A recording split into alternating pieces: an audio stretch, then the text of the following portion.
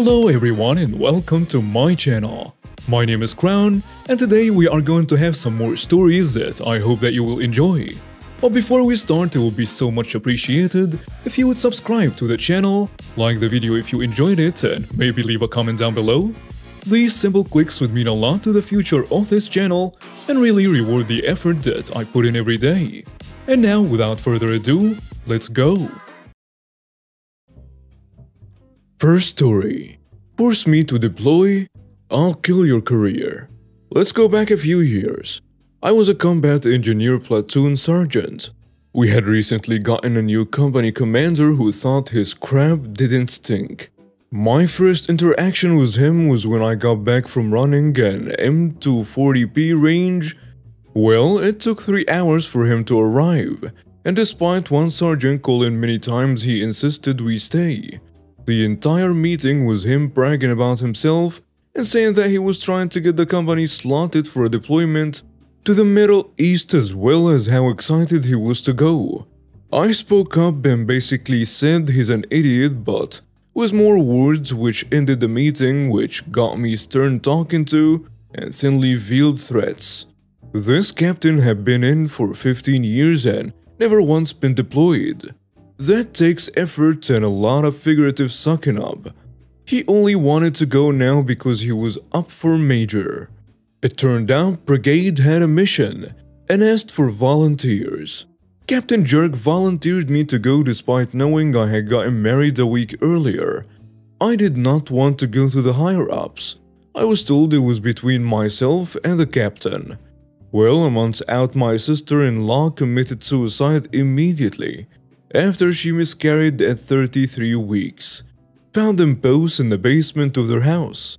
Well, Captain Jerk did not care. No leave, and I was still to leave about a week after the funeral. Screw him. I walked in to talk to the command sergeant major and was immediately dropped from the deployment. But the captain was sucking up too much to the battalion commander that nothing happened to him. After about 8 months later, Captain Jerk got his wish. Headquarters platoon and one other was slotted to deploy.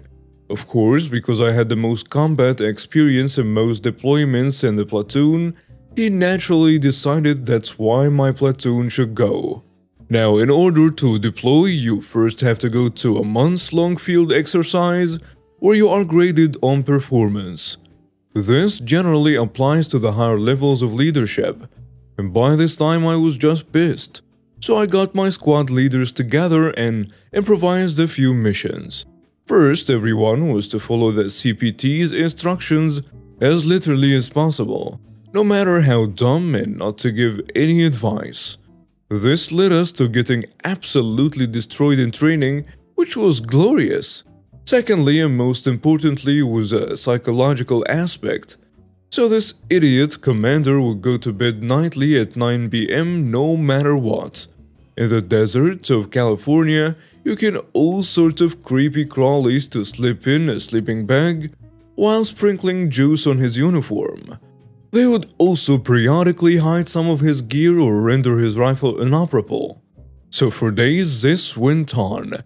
Poor guy slept very little because I ensured his tent would sit over top of a beehive. These bees hated any vibration and loved juice. The idiot never realized why he was constantly getting stung. As we were to be fallen under a new brigade, I had to go meet the higher-ups, and wouldn't you know it, the colonel we were set to fall under turned out to have been my first company commander, who I got along great with. I pulled him aside and called up my squad leaders, where we basically told him Captain Jerk was going to get someone killed, pointed out his erratic behavior and the overall poor performance. Needless to say, he was quickly relieved of command, career killer, and sent back to work in an office where he belonged. As for myself and my platoon, I still didn't want to go. But the new company commander was my old platoon leader from my second deployment, plus I couldn't let my guys go without me. Turned out it would be my last deployment as some injuries forced you out of the military, but everyone came back alive. Edit. I sent a text to one of the old squad leaders because for the life of me, I could not remember exactly what the deal was with the captain. He had been an E4 prior to becoming an officer. Clearly, I did not care enough to retain that information. Next story. Karen wanted me to give her my army compensation. This happened about a year ago, 4 months after I had been enlisted into the Swedish Armed Forces. To put some perspective on this, the SAF enlists a few thousand people every year who just finished high school for 9 to 11 months. We who are enlisted get a form of compensation for this, not salary. This compensation comes from taxes, and because of this, we do not pay taxes on this income. It is not a lot of money, but it's still money. Anyway, most of the time I went home wearing my uniform because people tend to smile at you or start small conversations about how life in the army is and such. Mind you, this is Sweden. Talking to strangers very rarely happens, but I enjoy doing it, so the uniform is a conversation starter. That and the kind of silent respect you get from people around you. I liked it. So on this occasion, me and 2 other friends I was serving with, I will call them friend 1 and friend 2, all wearing the uniform, arrived at our home city, big city, and proceeded to walk towards the subway from the train station when we heard an angry voice behind us. The entitled mother says, "How dare you?" We just ignore it because there was no reason to think it was directed towards us. "Do not ignore me, you pieces of crap." At this point, I turn around to see what the fuss is about, and I see the entitled parent staring at us with a child maybe 10 at her side. Sorry, what? I was a little bit annoyed by her choice of language, but put on a smile. "Aren't you recruits?" "Well, sorta. We attained the rank private about a month ago, but we're still fresh." "What gives you the right to take our tax money just so that you can go and play war in the woods?" "Excuse me? I'm a hard-working single mother, and I have to pay extra taxes." "It is not extra. Just so that idiots can slack off at some military base. How is that fair? I could have spent that money on taking care of my son instead." At this point, friend 1 steps in. "Listen, we don't choose how the system works. I'm sorry that it's inconvenient for you, but that's how it is, and you'll just have to accept it." "Don't you dare speak to me like that. Sweden is a neutral country and we don't need an army. People like you have no use for our society." I tell her, "Well, sorry to hear that you feel that way. But what do you want us, 3 basically recruits who have nothing to say in the military hierarchy, to do about it? You want us to give back the small amount of money we get to you?" "Yes." "Are you serious?" "Yes. You said it was only small money, so what do you care if I have it? That way you would actually help the people, and I can care for my son." "Okay, I'm going to make this clear to you. The reason we are training is so that one day if the war comes to us, we will have the capability to protect this country and everyone in it. We will be prepared to put down our lives if necessary to keep everyone, even selfish, ungrateful pricks like you, safe." I said this last part probably a little louder than I had to. And I noticed that a lot of people around us were now looking. To slight surprise though, they were all staring at the woman in front of us. All 3 of us are pretty big guys, all over 185 centimeters. And muscular, and she's basically shoulder height on me. But does she back down? Nope. She slaps me hard, square in the face. I was pretty furious at this point, but I kept my cool long enough for the best part to happen. This old man, without doubt 75 plus years old, walks up to the woman and pushes her hard backwards, and she falls over.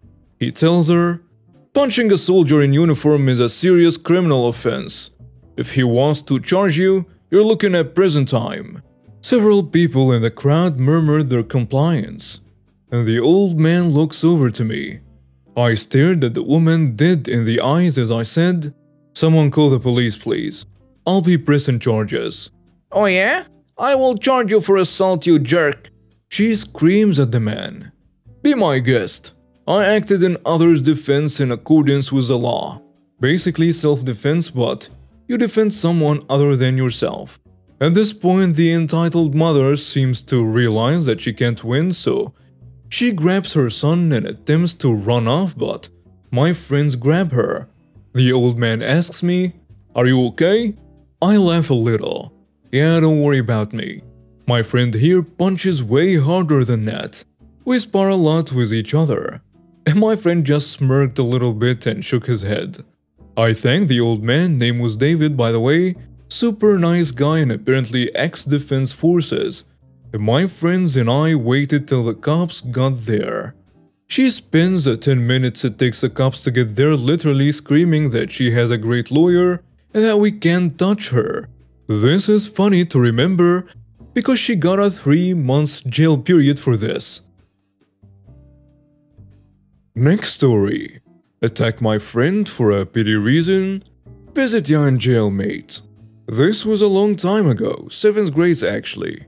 And some random pompous guy, from now on referred to as PW standing for Petty Witch, walked up to my friend and stole his phone during a school dance, under the grounds that he had supposedly taken a picture of him. Again, this was middle school, nonsense happens for nonsense reason. Anywho, my friend, from now on referred to as IAG, standing for Innocent Asian Guy, recovered the phone and all was well. Until the next day.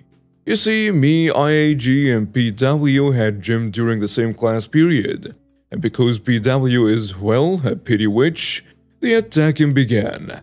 PW knew that IAG and I were friends. Hell, I remember slamming the dude on the ground playfully about 2 weeks before this began, and IAG was there. He knew that messing with him meant messing with me. At least he should have. But he had no fear in attacking him, and I had no fear in reporting him. But here is what happened. PW attacked IAG in the hallway leading up to the gym, a few feet from the doors. The most aggravating part of the attack was that people saw it and didn't try to stop it. But the thing is, I didn't see it. Anyway, the gym happens and we go out onto the track, where I would normally run my laps. But today was different. IAG wanted to talk to me, specifically about PW being a jerk to him. In the middle of our conversation, guess who butted in? PW. That's who. He actually jumped on my friend's back. But IAG kept his balance long enough for me to push him off. He lands a punch right next to my eye, and we go running.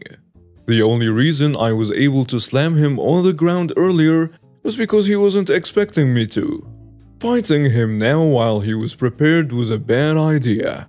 We talked to our gym teacher, who said he would take it up with the administration. Fast forward half an hour, and we're in the middle of lunch when IAG was sent to get me and take me to the police officer. We had an official policeman on campus during school hours every single day. This man was serious business, who brought us into his office for official statements and other such procedures. And here comes the golden moment. We actually took a look at the cameras, but the only view we could accurately get was in front of the gym doors, where we got a front row seat of IAG getting punched in the back of the head, bit on the arm, do not ask me, I didn't attack him, and the like. After taking one good look at this, the police officer turned to us and pretty much said that we have both the evidence and the legal grounds to send PW to jail, or juvenile detention considering his age. I kid you not. I could really legally send this petty 12-year-old jerk to jail, and IAG was on board with the idea, and considering we both got attacked and were looking out for each other, we decided behind bars was where this guy belonged. I'm not gonna bore you with court details, but yeah, he was found 100% guilty and he looked like a sad little idiot by the end of the day. And by the time he was permitted back to school, he never dared to mess with us again. Next story. Party loud after 11? I'll drink your booze. So when I was in the music business, I had a nice one-bedroom apartment overlooking the pool and the clubhouse. My job at the time was to fly around the country and throw parties in clubs every weekend. And it was exhausting, but loads of fun. I got a rare weekend off and I was looking forward to getting some rest, recharging, and heading out every week for the next 2 months. Now I chose this community because they were very quiet. The residents were polite and it was never noisy.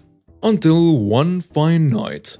Now I'm pretty okay with people being a bit loud until around 11, especially on the weekends. But come on folks, have some manners. I had gone to an event that night but left early so I could get home by 9ish, get a shower, and get some sleep. Noticed there was a loud party in the clubhouse when I got home. No problem, I figured. I'm used to loud music, but it was so loud I could hear it in the shower. No problem, I think. Surely they will turn it down by 11.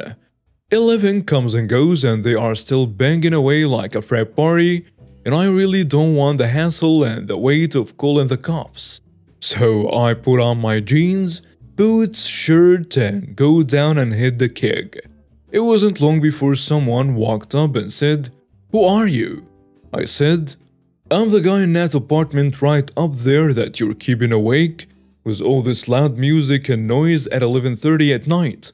So as long as you keep doing that, I'll be drinking your beer."